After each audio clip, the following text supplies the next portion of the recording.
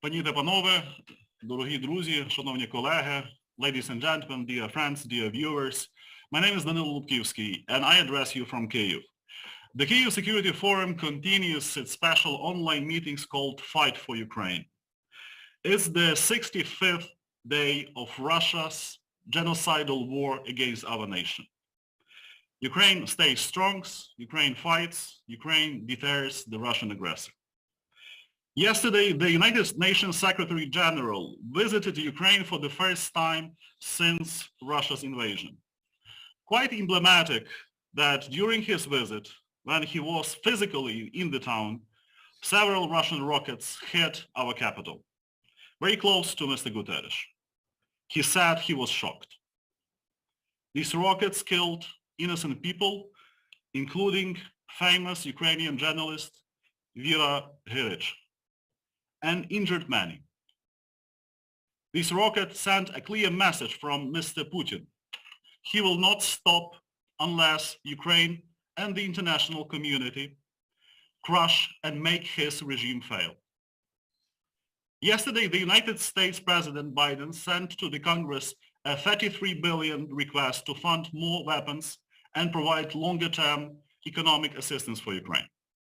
The proposal, which has already gathered broad bipartisan support in the United States, includes military, financial, security, humanitarian aid. On the same day, the United States House approved legislation to create a Lend-Lease agreement designed to speed up the transfer of military equipment to Ukraine, similar to what the United States did during the Second World War. So today we will discuss this. And we will discuss two major issues.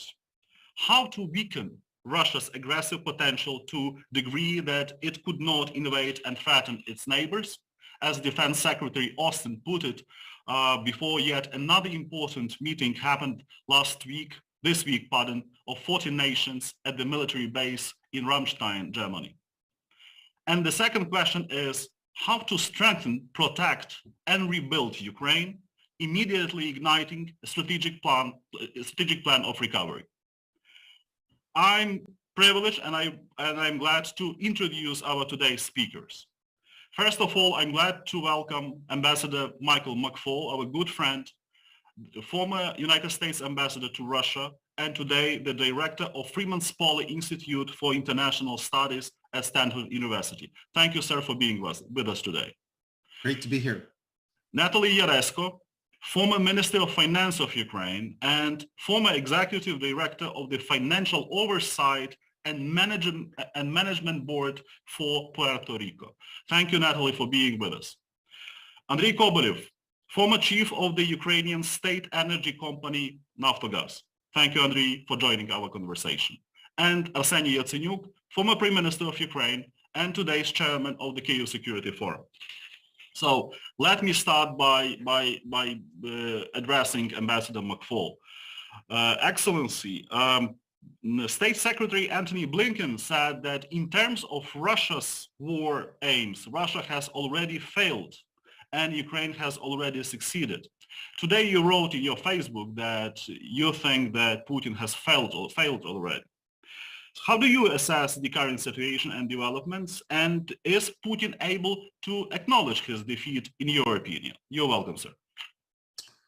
Well, first, thank you for inviting me back. I look forward to being in person someday in Kyiv for the Security Forum.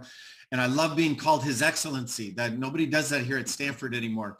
But you don't have to do it anymore. You can just call me Mike if you want.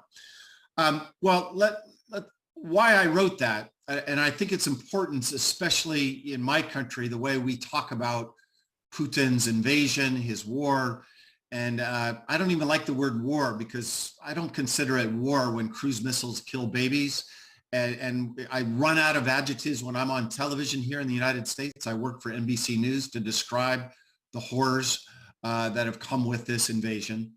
But I think if we go back to 2 months ago, or even earlier, and you remember what Putin said he wanted to do, he has not achieved most of his biggest objectives in this war.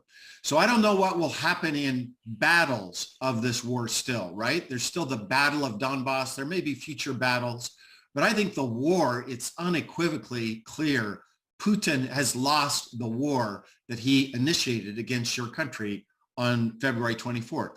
So let's remember some of the things he told us he was trying to do. He wrote a long essay, and I sat in the room with Mr. Putin when I was in the government. I've talked to my friend here, Condoleezza Rice, when she first heard it from him, when she worked in the government. As you all know, he doesn't consider Ukraine a real country. He doesn't consider Ukrainians a nation. You're just Russians with accents. And that one of his objectives was to bring back Ukraine into the Russian Empire, right? Recolonization. That's failed. That's failed completely. Number two, he used a phrase, a really strange phrase, an Orwellian phrase, that he wanted to denazify your country.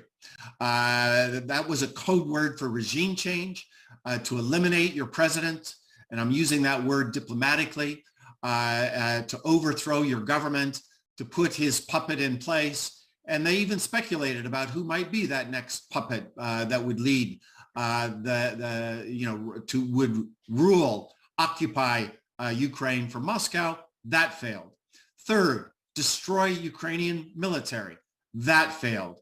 Fourth, the battle to take the major cities of Ukraine, including, of course, your capital of Kyiv. That failed. The Battle of Kyiv, I think, will be known, and excuse my Russian accent when I say Kyiv. I'm learning how to say it. I'm learning to de-Russify and de-Sovietize my own thinking about your country. In fact, this incredible book is great. All people who have not, non-Ukrainians need to read this book by Sergei Plokhy. But remember, that was his goal, and he failed with that. So now I watch Russian television, so you don't have to.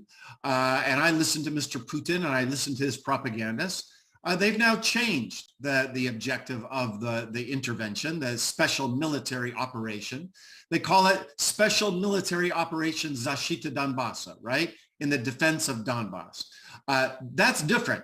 That's completely different than where he started 2 months ago. So the war he's lost. What happens with the Battle of Donbass, people more expert than me can talk about. But I think in terms of the overall objective, it's been a catastrophic failure. And then if I may, Danylo, let's add to that list some other things he wanted to do that he's now failed to do. So he said he was worried about NATO. And he worked with Mr. Trump to try to break apart NATO. Well, that project's completely failed. NATO's more united than ever before, and we might be welcoming 2 new members as a result of this intervention. Putin has wiped out the achievements that his government has done for many, many years in terms of the Russian economy, completely wiped out. In fact, I just played this game with some Russian colleagues of mine the other day. I can't think of a single winner inside Russia from this invasion. Not Putin, not the Siloviki, not the generals, not the KGBshniki, most certainly not the oligarchs, most certainly not middle-class people in the major cities. Maybe the babushkas in Siberia that live in the weird zone of Putin's media system. They think they're still doing something important. But I think most are losers. That's another thing that he's done. And finally, I would say this, that I think is very important. For 15 years, we've been in a democratic recession throughout the world, according to Freedom House. And my own country has been in a democratic recession, according to Freedom House, for the last 10 years. In many ways, the defeat of Putin in his big objectives, and I want to keep saying, I don't know where the various battles might go. We'll come back to that later, probably. But it felt like the correlation of forces, that old Soviet term, was moving against democracy, against freedom, against liberalism, with the rise of China, with the rise of Russia, and our failures and the rise of populist nationalists in places like Hungary and Italy and France and Great Britain, and most certainly in my own country here in the United States.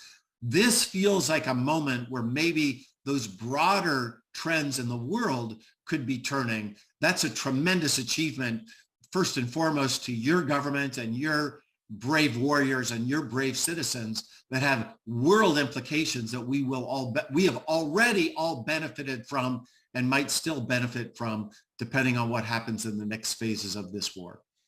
Appreciate, Mike. 100%. Putin has already lost. He lost in Ukraine. But nevertheless, he remains very dangerous. Dangerous not only for Ukraine, but for the international order and globally. We have to make sure that we can stop him. And Yes. for that, we try to use the international pressure and sanctions. And here, I would like to talk about the sanctions. How do you assess the international sanctions against Putin?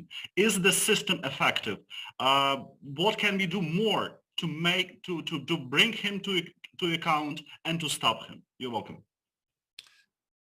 So I'd say a couple of things. If we go back to the earlier part of this year, you might not be surprised that we have a lot of former government officials here. I'm a former government official. You might not be surprised to know that I have many friends in the Biden administration that I talk to regularly, including the president, right before the war started.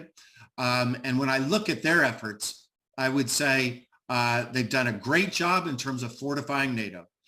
They were slow on the weapons, but now I applaud what they've done. I think the visit by Secretary Blinken and Austin to your capital, to your city, just over the weekend was very important. And you just talked about this new package of $30 billion, including $20 billion of new military assistance. That's fantastic. And it's new kinds of weapons, by the way. In the old days, they were just putting together packages of old Soviet equipment. Now we're actually providing our howitzers, our long-range artillery, ours, and we're training Ukrainians right. I would have wished that had been done months ago, and actually I would have wished that was done years ago. I've written that for many, many years, but I applaud what they're doing there. On sanctions, I also applaud what the Biden administration has done and the rest of the world, the most comprehensive sanctions against Russia ever, but not enough. In my view, and I've been part of an international working group of Americans and Ukrainians and Europeans and even a few Russians to outline what more could be done, particularly on oil sanctions. That there's way more that can be done. And we outline that, and I'll put in the chat in a minute the website here at Stanford. People say it can't be done. That's just not true. And I was part of our administration when we did it against Iran. We should be doing that against Russia. There should be way more individual sanctions. I applaud the Navalny group that just put out a list of 6,000 individuals that should be on the list. One of our approaches, Danylo, by the way, is to say in positions, right? We say certain positions in the government and the political parties and the state-owned enterprise should be sanctioned. And that gives individuals a choice. Because if you leave that position, then you get off the sanction list. One of the innovations we have, but I think much, much more could be done. And in particular, one of the things we recommended was that Russia should be designated a state sponsor of terrorism. Here in the United States, that list now includes 4 countries, North Korea, Iran, Syria, and Cuba. And it is my view and the view of our committee that our working group, that if Cuba's on the list, Russia most certainly should be on the list. And by the way, I just had the chance to talk with Speaker Pelosi about that very question last week. I think there's lots of support in the U.S. Congress for that designation. So I think there's much more that should be done on the sanctions side for sure. Sounds very important, Mike. That's I believe a very promising way of thinking, and we hope that we will succeed. Nevertheless, we need some additional steps to ensure that there is further pressure upon Russia, including pressure from China and India, if that's possible. In your opinion, what kind of arguments we can find for China and India to ensure that there is global solidarity to deter the aggressor? Those are very hard questions, and I don't have great answers. I have to say I'm not surprised by Xi Jinping and China. I've just finished a book about great power competition, China, Russia, the United States. So most of my work's been on China recently, because I've been on the sanctions list in Russia, as you probably know, since 2014. So I gladly come to your country. I haven't been to Russia for many, many years and have no intention of going there while Mr. Putin is still president.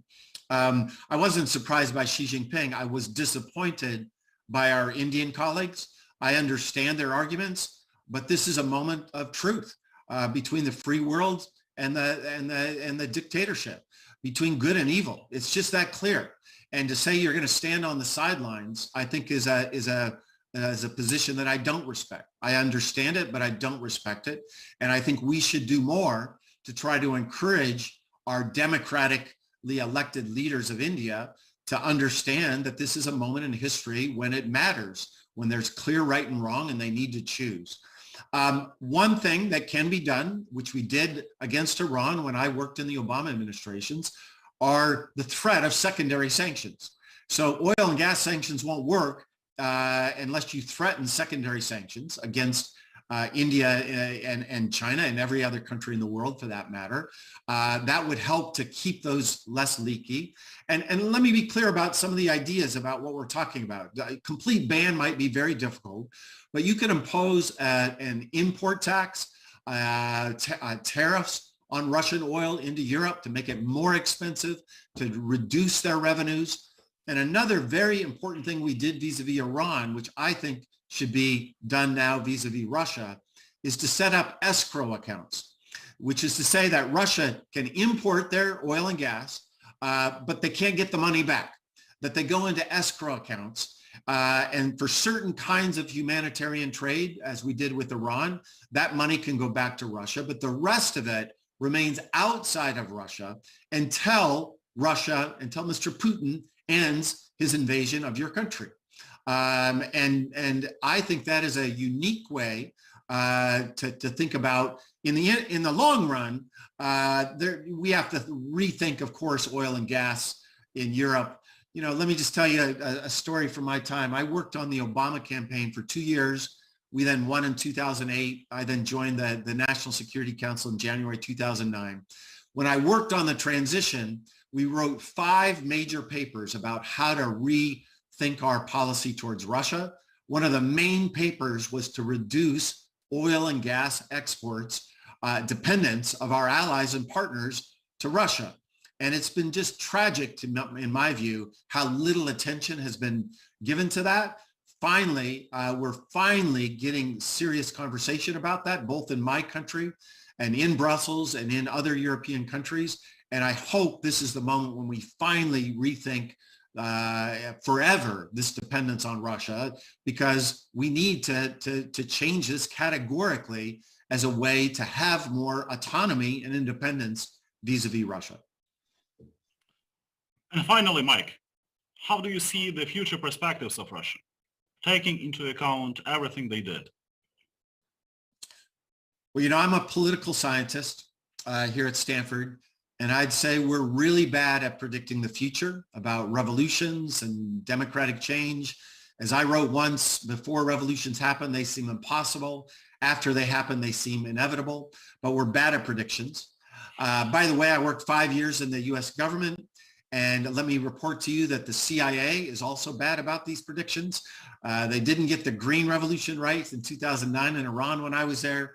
They didn't get the Arab Spring right. They didn't get Bolotnaya right in Russia. They didn't get your revolution in 2013, 2014 right. So revolution of dignity. So I want to say that humbly before I try to answer your question.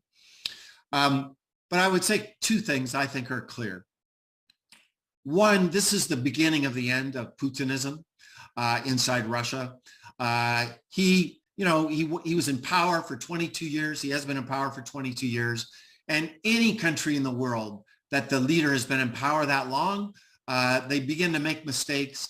They don't listen to their advisors. They don't listen to their prime ministers and their finance ministers, thinking of some of the people on this call. I sat with Putin for many years. He didn't listen to Lavrov. He didn't listen to anybody because he knew everything, right? That's problem number 1. And that's why he overreached. Two, he was on a run, right? This is his fifth war, not his first war.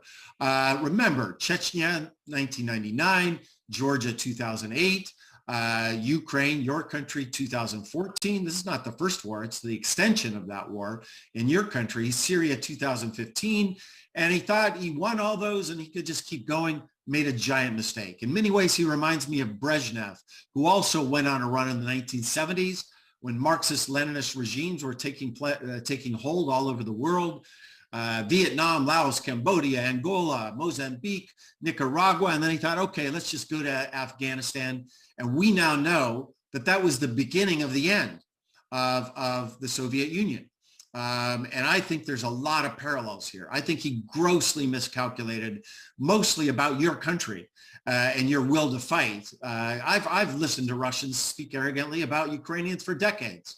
And he grossly miscalculated the will to fight and your leadership. I know he did. And that has implications for him at home. I just think don't believe all these opinion polls, please. As one of my Russian friends said, it's like doing polling in the gulag. Nobody has any interest in telling an anonymous pollster calling from Moscow what they really believe. And also remember that political change doesn't take place, in the regions. It takes places in the capitals. And I talk to Russians fairly often, and their intermediaries reach out to me fairly often. This is a disastrous war for Putin's own support inside his country. So I think this is the beginning of the end. It'll lead to an unraveling. I think the idea that Putin, I can't predict that Putin himself will fall. It's too autocratic of a regime. It's too authoritarian. But what comes after Putin? What's more crazy? That somebody like Putin, a Putin 2.0, will be in power for 10 or 20 more years after him, or that there'll be some change after this? I think the first scenario is the crazy one. I just don't see that happening. I don't want to pretend I know how it will unfold, but I think it's the beginning of the end of Putinism, and I'm cautiously optimistic as a result of his disastrous miscalculation in invading your country, that will lead to some new, more open kind of regime in Russia sometime in the future. Thank you, Mike. Thank you, Ambassador McFaul, for your remarks and for your support of Ukraine. And now I turn to Andriy Kobolev. Andriy, thank you for joining us. And let's continue with what we discussed with Ambassador McFaul. Should we expect a full energy embargo on Russia? And in your opinion, how to achieve this aim? You're welcome. Thank you, Danylo. I would like to make a couple of comments to complement what Mr. McFaul was saying, but to some extent also a bit amend. I do have extensive experience talking with Russians about their energy. And I'm strongly convinced that one of the hypotheses that Russian government and Putin himself are using is that energy is so important because it is irreplaceable, meaning oil and gas supply from Russia is irreplaceable all over the world.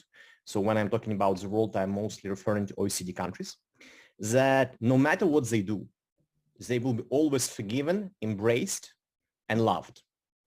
And that creates for them, in my view, so-called unlimited and unconditional indulgence, which they use in their thinking and in their decision-making. That is why whatever route the West chooses to go in sanctions against Russian energy, it is critically important to undermine this specific belief. Until that belief is undermined, it's going to be very difficult to impact Putin's mind in any area beyond military. Military is a different discussion. I don't touch it upon here, but it's very important that we bear that in mind when we consider what sanctions and how should be applied. Now, how it is practically important for sanction approach that the West may take. In my view, it's important also to show that the West is very serious and basically is prepared to challenge Russia's existence, economic existence, by making irreversible steps. When I say irreversible, I would urge people be very careful with Iranian model of sanctions, which was described. I also support this type of sanctions. I do believe for some types of energy, which are difficult to replace, especially given the psychology of people in some European capitals like Budapest, like Berlin, let's be more specific about this, Iranian model is quite good. But before we jump to Iranian model, there are very easy and very obvious quick wins which can have dramatic impact on Putin's and his cronies' friends' minds if they are applied in full embargo model. And we can use here so-called salami tactics, where we start with these wins and then we slowly move to more complex solutions. How, in my view, it would be feasible to apply sanctions against Russia? Let's take the easiest and the most obvious type of energy, LNG. Russia is a small supplier on global scale, less than 8%. Half of that goes to Europe, half of it goes to Asia. When I say Asia, I mostly mean Japan, South Korea, and Taiwan. China is very small in this whole basket. There's no risk and there's no economic whatsoever damage for European and OECD countries to say, from now on, guys, we will never ever, at least while you are alive, will buy your LNG, period. On top of that, we are also telling you we will never ever buy your seaborne oil products, such as diesel fuel, and we will never ever buy your seaborne oil. All these elements of supply are much easier to replace than pipeline products. What that will mean for Russia? Yes, some people would argue that Russia and Kremlin will try to move to China. But guess what? Do you believe Chinese would buy it at par, at market price? Never. There are rumors, there's no formal evidence that Iranian oil, which is purchased by China, in most cases is paid somewhere at the level 50 cents per dollar, means there is twofold discount. But on top of economic impact, there is another huge impact which the West can achieve and which should not be missed. It's psychological. Russians do treat China as their smaller brother. Why? For a simple reason, because the communism was invented in Russia, then exported to China. That is why we are the older guys. If they become dependent on China, this is going to be a huge psychological blow to Kremlin. On top of the fact, these guys are hugely paranoid and they will hate to become dependent on Chinese government and on Beijing. Having shown this, on top, the OECD countries should go into Iranian model sanctions for pipeline gas. Pipeline oil can also, in my view, be put into full embargo mode, but that's something which I have to be careful about because discussions currently underway in Europe. I hope it's going to be done this way, but it's not that critical. So if we do full embargo on seaborne products, an Iranian model on pipeline products, the next step is to clearly communicate to Kremlin. Look, guys, in half a year, we will completely embargo pipeline products as well. So it's up to you to decide whether you want it or not. But something or products which are seaborne, which have been already embargoed, are gone forever. Why it is so important? I do suspect Russians believe that they will win this war. That is why they will try to push as hard as possible on Ukraine with the hope that when the war is over, they will get everything back. And that illusion, that hypothesis, that hope should be fully destroyed. No matter how the war ends, and I am convinced we're going to win. I am now talking about Russian psychology because they think in a different way. They live in their own completely distorted and diverted world. Even if you succeed in anything, all these markets are gone for you forever. And there are other suppliers who will replace you. And that's the price you're paying right now. And that is the price you're going to pay in the future. So I fully support sanctions in Iranian model, but I would combine it for sure with immediate full embargo on such easy targets as LNG and seaborne products. Thank you, Danylo. Thank you, Andriy. It sounds like a very interesting and important plan. I hope that our audience listens to this, and other experts and the representatives of the government also will follow your advice. And here, let me turn to another topic that we are going to discuss today, which is yet another important plan of Ukraine's recovery. What priorities do you see? What suggestions would you like to make today, since many experts in Ukraine have already started considering some general guidelines of how to rebuild, to recover Ukraine? You're welcome. I will not dive into sectoral issues, but I would go into philosophical approach, which I believe we are currently in a position that we should definitely consider. This approach can be shortly called as leapfrog. The war is terrible and completely ugly event. However, there is one consequence which can be used to our benefit. That consequence is the fact that in some areas we should not try to rebuild which was destroyed. We should go into a new era, into new technology, into a new way. One of the things which are very close to me, for example, central heating industry. It was such a disaster in Ukraine. It was so inefficient, it's still inefficient. It is badly damaged in many areas.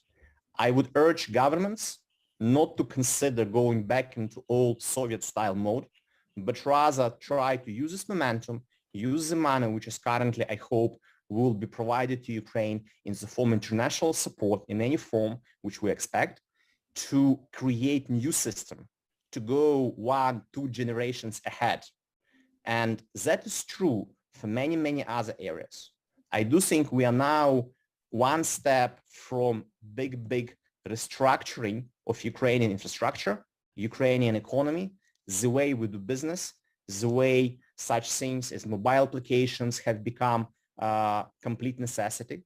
I do think in some areas we're ahead of many other countries. We can show example. I do think our mobile banking, for example, is one of the best in the world.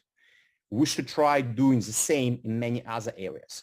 For example, on top of what you mentioned, such areas may include distance learning and also medical services, where you can use mobile communications and you can use sophisticated, very advanced technologies to provide medical assistance to people wherever they are without physical contact with a doctor.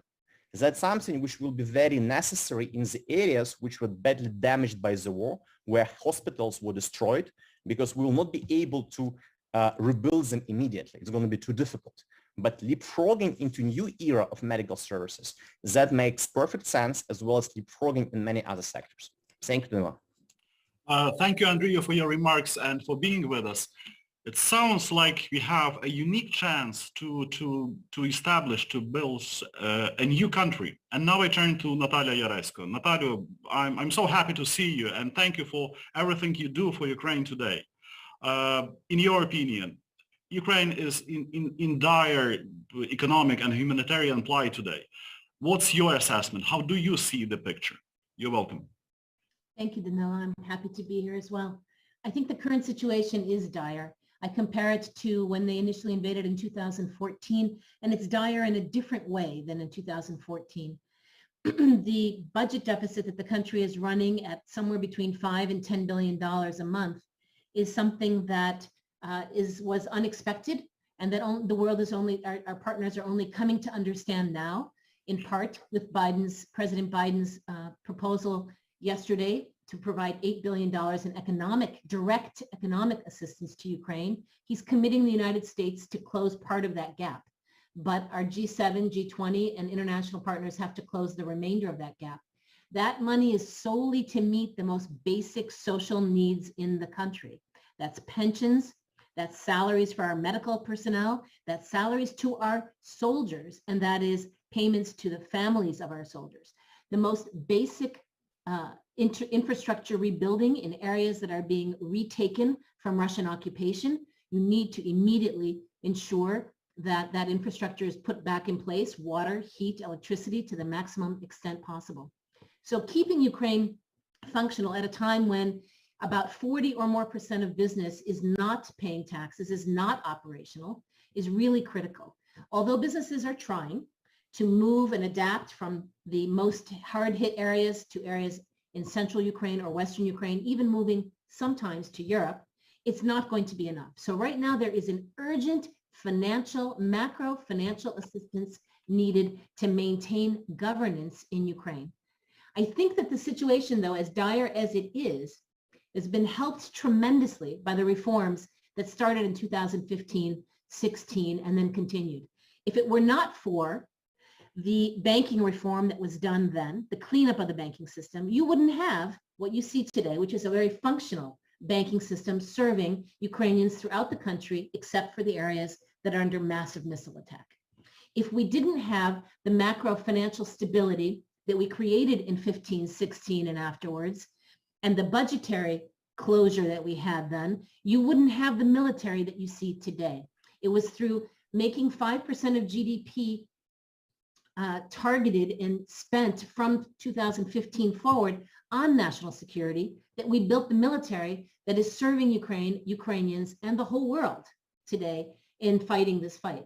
If it weren't for the fiscal decentralization that we did in 2015, where we moved revenues down from Kyiv down into the communities, you wouldn't see the power that you see today independently of governors and mayors and communities standing up to the occupiers, not waiting for instructions from above, not waiting for monies from Kyiv, but instead acting today, taking ownership, taking responsibility, taking leadership positions, whether it's Vitaly Kim in Mykolaiv or it's somewhere else.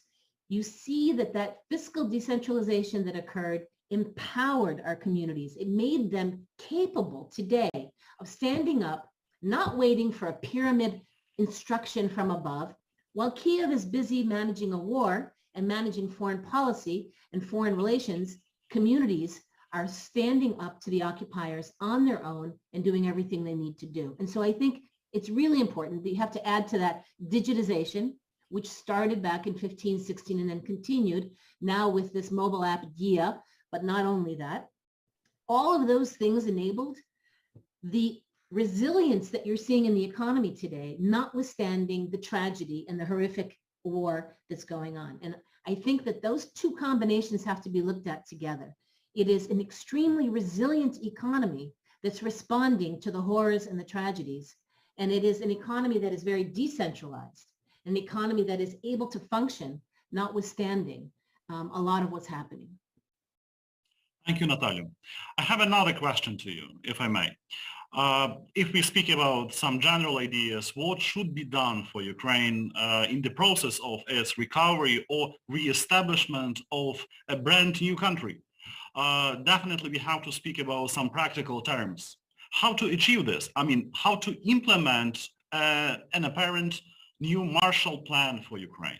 What's your opinion? How do you see the mechanism that can ensure that everything would be done right? You're welcome. Thank you. So I also agree with Andriy. We should not call it rebuilding Ukraine. We're not rebuilding the incredibly inefficient Soviet architecture, Soviet engineering, Soviet heating systems, Soviet energy inefficient residences and factories. We have an opportunity. This is the silver lining in this tragedy, to rebuild, to create a new vision for Ukraine, a vision for the 21st, 22nd centuries of Ukraine. And we can leapfrog technologies. We can build for our communities. Soviet communities weren't built for the individual. We can now build for the individual. We can build so that the services, the community services are aligned and nearby. We can make it so that these areas are livable. You can ride your bicycle. You can take your children for a walk. We can rebuild the best of Ukraine with the best, most modern technologies. What do we need? There are three basic principles from my perspective. One, we need the money. And so we're going to need to have an incredible international collaboration with not just the G7, much broader, the G20, all the international financial institutions, and critically the private sector, in order to pull together the monies that are necessary. And I think I should have prefaced this. I'm saying this is on top of and above what I believe is the core money. The core funds need to come from Russia. They need to come from those frozen sanctioned assets. whether it be the Central Bank of Russia assets, or whether it be oligarch assets that have been frozen, or whether it's other sanctioned entities' assets that have been frozen. That process, that legislative process in each country, in each jurisdiction, needs to start now. You see it with some draft legislation currently in the US Congress, limited to oligarchs. We need to broaden that, and we need to do it in every single jurisdiction where frozen assets exist. On top of that, reparations are going to have to be negotiated, whether that's a windfall tax on commodities or on something else. So the Russian Federation has to pay for the destruction that they created. That is at the core. Above and beyond that, our bilateral colleagues, our multilateral colleagues, and our private sector. All of that, though, all of that is going to require collaboration, cooperation of a type never seen before. The Marshall Plan was a single donor. Very easy to coordinate a single donor. Multiple recipients, yes, but a single donor. This is going to be collaboration, cooperation amongst dozens of contributors to this. So coordination and collaboration on the actual source of capital, number one set of issues. The second thing from my perspective that's critical is Ukrainian planning. We have to assure ourselves that we plan and we understand what has been damaged, what can be rebuilt, what can't be. That's an engineering question. What do we wish to rebuild? And how do we wish to rebuild? Where do we wish to rebuild? There may be communities that we don't rebuild. People may not go back to certain communities. There's an entire demographic challenge that we need to think about. How do we bring back our families, our refugees? It should be a number one priority, and it should be a priority in the rebuilding. Where are our families going to come back to, our women, our children, our elderly, and what infrastructure needs to be built to bring them back as soon as reasonably possible. And then the economy aside from that. That planning has to involve civil society. Ukrainians can't do this top down. There's going to have to be, sectoral approaches, again, looking to the best technologies, the best visionaries in the world, but also community discussions. How do communities feel about rebuilding? What do they want to see rebuilt? So the planning in Ukraine, the prioritization of what gets done first, second, third is very important. And then third and last, there have to be confidence building measures throughout. And when I say confidence building measures, I mean for the Ukrainian people as much as for the donors.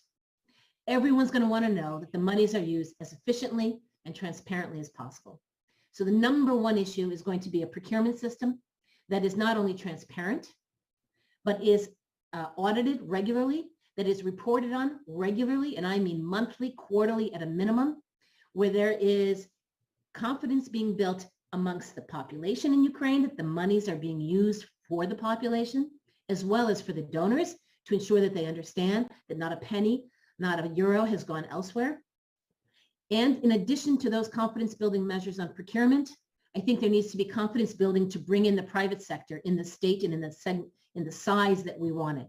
And that confidence building measure can be anything like Anders Aslan's idea of creating a separate court that provides for foreign investors on an urgent and immediate basis confidence in rule of law.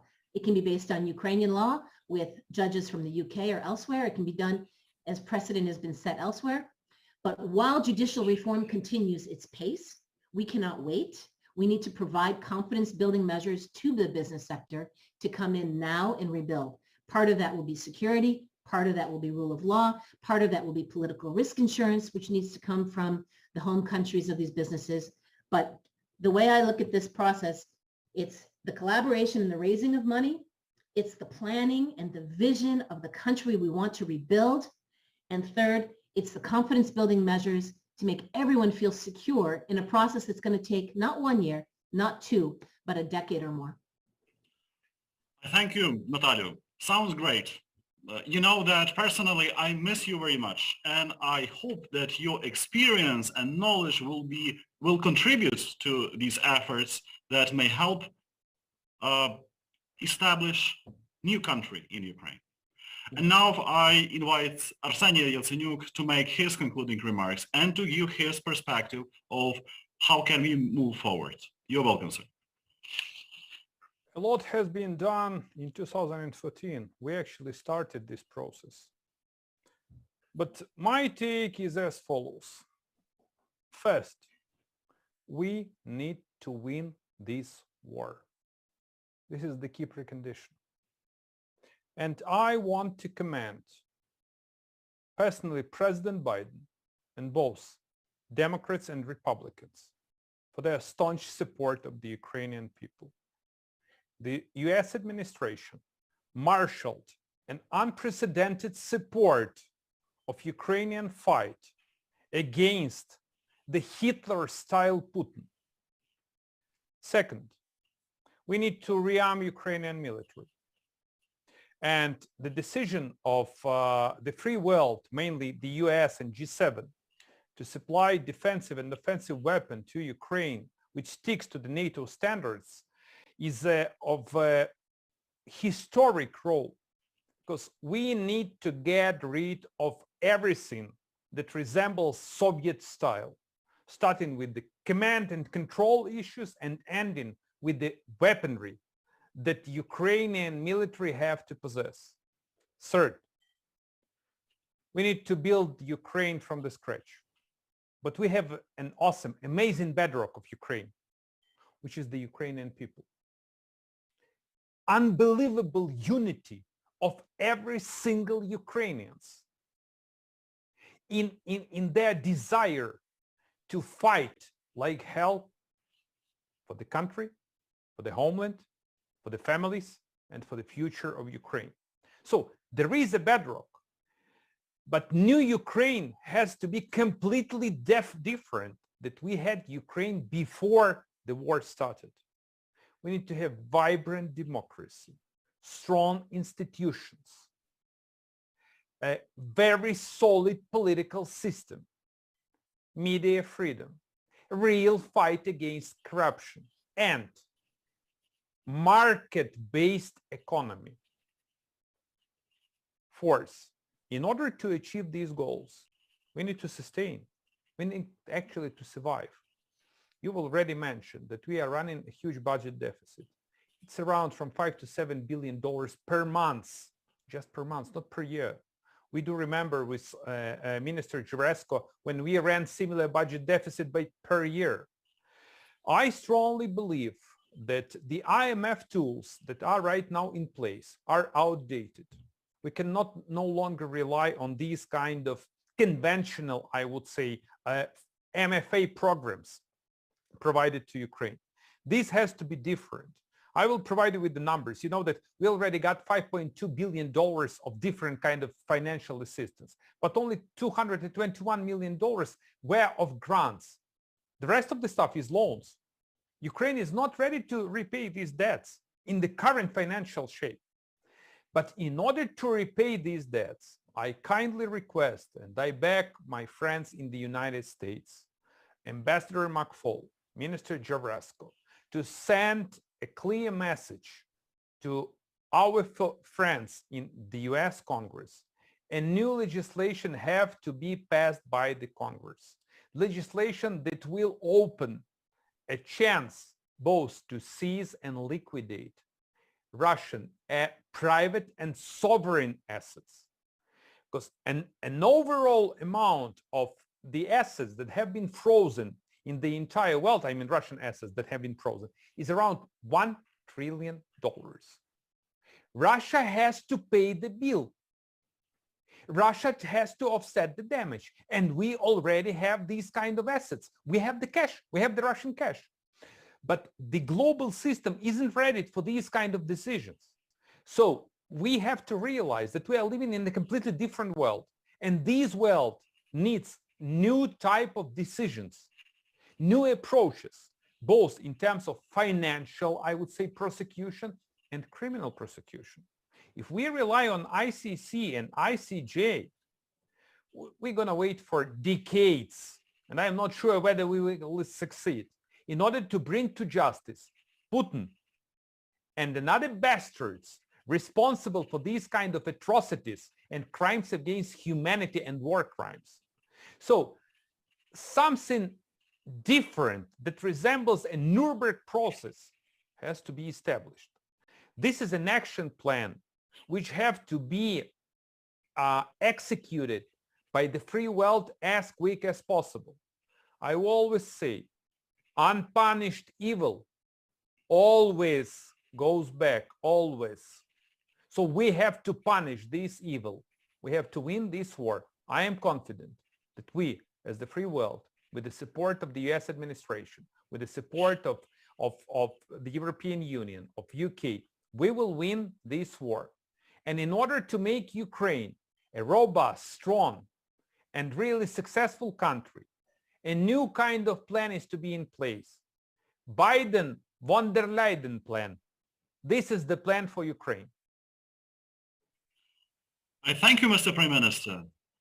Dear friends, dear colleagues, dear viewers, I have no doubts Ukraine will defeat Putin and Russia because of our true heroes, because of the brave Ukrainian men and women who fight for our country, for our nation, for our statehood, and protect our people against the evil which tries to eliminate Ukraine. Our nation has got a unique chance to build what we all dream about, a prosperous, strong, influential, and happy country. And we will do it. Ukraine stays strong. Ukraine stays strong in its fight against Russia's evil. Ukraine will win. Stay with Ukraine. And glory to Ukraine. Дякую. Дякую за вашу участь. God save Ukraine. God save the United States. Slava Ukraini.